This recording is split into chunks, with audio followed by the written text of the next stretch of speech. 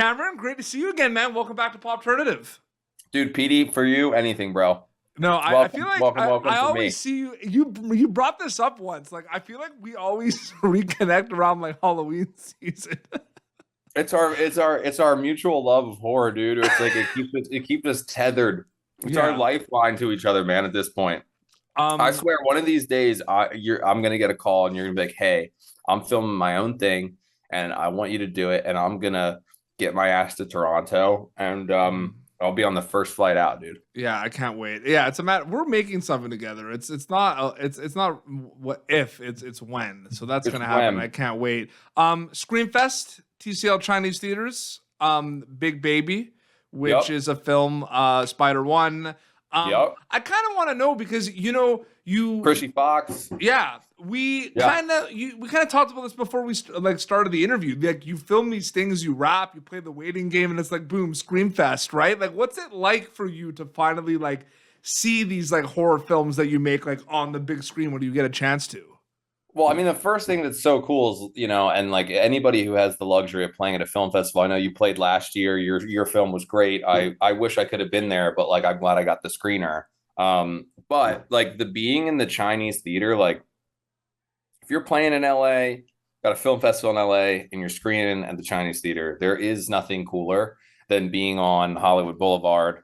We all kind of grew up chasing this dream, I think, picturing ourselves in that auditorium at the Chinese theater with all the hands and the concrete, So like having had the afforded opportunity to do that a couple of times, I'm grateful to just go back. Yeah. Anytime someone calls me to do a job, it's pretty humbling. Yeah, absolutely. Anything exclusive you could say about whether it was the script or whether it was the shoot for Big Baby that was something that was maybe different compared to other things you've kind of worked on in the genre? Was there anything about this one specifically that stood out? I think, like, honestly, with Spider One, and we talked about this briefly, but they shoot these movies like they were making them in 1974. Like, what I love about this genre is the gore score, man. The blood, the practical effects, the real masks and the costumes, and it.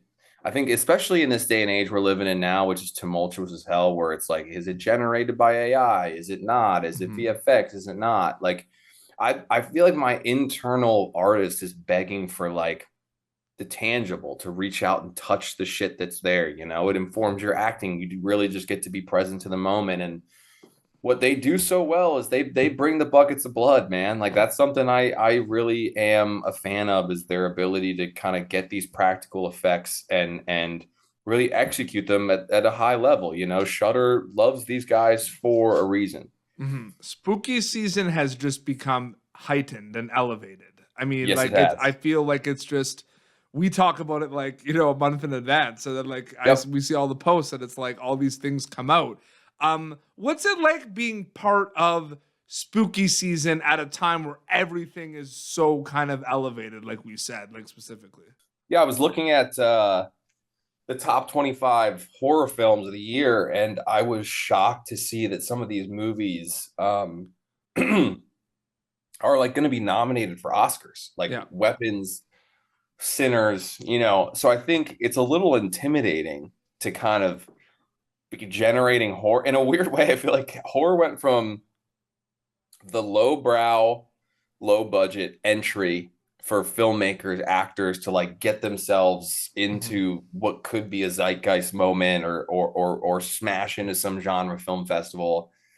And now it's like an excuse to tell like a grounded family drama under the umbrella of like horror. So I think Mm-hmm. I'm honored to be in the conversation with the rest of these horror films. I'm honored to be a part of Screamfest. As always, I think they're curating some incredible pieces and having some incredible filmmakers show up. So I think just being in the orbit of the conversation is always, it's always a plus, man. You do all this work, you hope someone sees it. Well, it's a good segue because it's like you do this work, you obviously, like Cameron Cowperthwaite goes where the opportunities are, right? But like, Yeah. a lot of your opportunities have been in that kind of thriller, horror, spooky kind of worlds. Yep. Pledge. Um, Yeah, I could never not Pledge, bring that baby. up. Dude, we can never do one of these and not mention Pledge. It can't. I don't care if it's 50 years from now. We have to mention it. I love that movie. I enjoy that Love movie. that movie, man. It's a great I was movie. just talking to Aaron the other day, actually. I that movie was like, I watched that movie and then I like like it's done, right? And I'm like, I love that movie. Dude, Like, I love, I said this before, but like, I love how much you love that movie, dude. It kills me. Well, It no, kills I'll me. tell you what I like too, because I just find like the type of psychopaths that you guys portrayed on screen was like crazy. It was like so fun. Yeah, no, but it was, It was so fun. The thing, that's an underrated film. Like like anytime we do like underrated horror movie gems, like we always put Pledge in there. We love Pledge. Dude, I want that to like, I don't like in this new age, I want like a letterbox or like somebody that's kind of got their pulse, like their like a pulse check on what's going on to like do like an anniversary drop of that movie. Mm-hmm, absolutely. No, I'm putting that out there right now on this podcast. Pop Turnative heard it first, that needs to have a resurgence of some kind. Absolutely. But I kind of wanted to ask as well, like getting back to you go where the opportunities are and everything, but it's like for a guy like you, like what is something that when you get a script is something that really kind of excites you specifically? Like I understand you want to go where the opportunities are and like there's a lot of different roles. Sometimes they're bigger roles, sometimes they're a couple of days, but is like, you know, like you kind of said, grounded stories kind of where horror is going, but like is there anything specific that you're like, wow, like I want to do this, and maybe even like you can notice it in like 10 pages, so to speak? I think there's two parts to that for me. Because there's the artistry of it, the inspiration, the creativity, you know, which it's coming from the script, it's coming from, you know, the scene work or what the character's saying or doing. I'm always drawn to things even within, you know, the genre and operating within it because I've done it, like you said, a couple of times. I think you're looking for different things to do, different things to say, different ways to stretch yourself as an actor. So anything that feels like, oh, this is a new lane, I'm always like, yeah, let's give this a swing. You know, I think that if you're a little bit afraid of taking something on, those are always the projects you should dive into. Nothing that feels safe for that matter. So creatively, I'm always looking for something that feels just different. Mm-hmm. And then on the other side, I really feel like in this business, I have been and will always continue to chase. I want to do good shit with good people. Yeah, absolutely. That's it. That's a complete sentence, you know? That's good. Yeah. And I think that like when when someone calls you again that you had fun with, that respects your opinion on things, that is collaborative, that is egoless, that is, you know, there to kind of just be down, you know, films forever. Like, let's shoot the shit out of it. Let's get what we want. Let's have a good time doing it. And I think anytime I'm getting to work with someone I've already worked with where that is present, I think, you know, you kind of come running, you know, they call, you're kind of like, hell yeah. What do you need? Where should I be? Absolutely. Tell me where to stand, you know? And I do also think like, what's it also like to be able to kind of be part of these kind of bigger worlds and these bigger scale projects like, you know, Fallout or Dahmer, where, you know, you probably get there and, you know, depending on what your scene is, you know, maybe it's just a couple of scenes here and there, so it's not the whole big picture, but it's like when those come out, it's just kind of like self-reflection of the fact that it's like, I am part of this world, right? Dude. Like, what is that like for you? Because we have not talked about Fallout yet. I know. So funny enough, speaking on Screamfest in the Chinese theater, the premiere for that was in, you know, Auditorium 1 at the Chinese theater. So you're on the big screen. And I hadn't seen a stitch. I mean, they're so secretive about this stuff. Like I knew what we were filming, but like what's interesting is all my stuff was in the vault. And even people who were there for multiple episodes who were in the vault were like, I wonder what the outside stuff was. Like everybody was kind of buzzing with this, oh my God, you're from the outside. Like, I can't wait to see your scenes.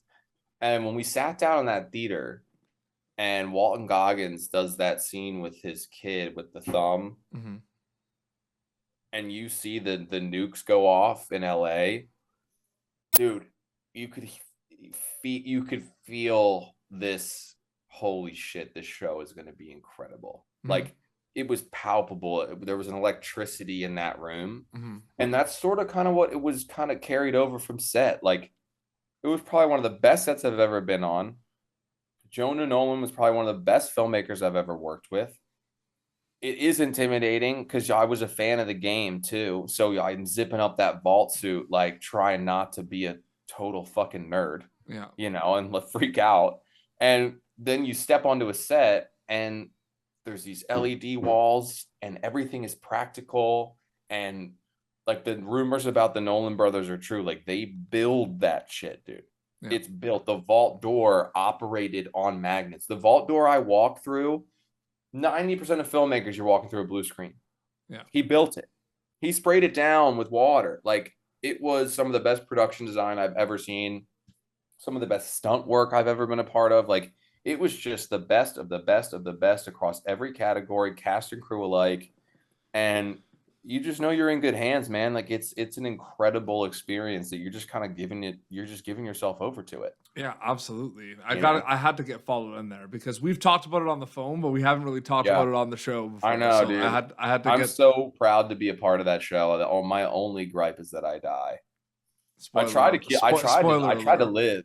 I tried to live, man. I mean, it happens pretty quick, so it's not really a spoiler at this point, right? I know, and also the second season's about to come out, so hopefully people have seen it already. No, absolutely. Oh, dude, there's so much content out there at one point where it's like people probably have to catch up on things. That's true, and honestly, being a part of a pilot's so funny because it's like if you're gonna tune into the show and be like, I'll give it an episode or what, not to say I don't think people do that with this show. I think they're pretty hooked in from the first 5 minutes, like I was, but it is fun to be a part of like the opening of the storylines for these characters. You know? Absolutely. And I wanted to say super quick too, Big Baby Screamfest, Chinese theater, like you said, doing like a festival run.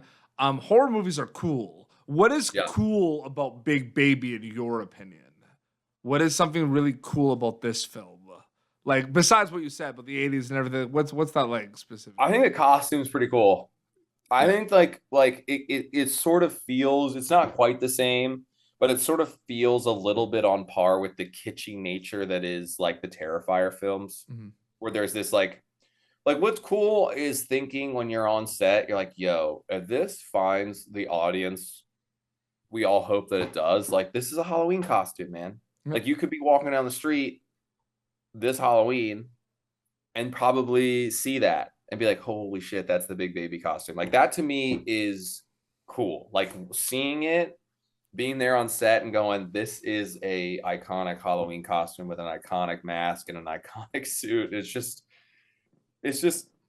that's why we do it, man. That's why we do it as actors, I think. Absolutely. Just in time for spooky season. That's Big Baby at Screamfest. Cameron, always a pleasure to catch up, man. Thank you so much for your time.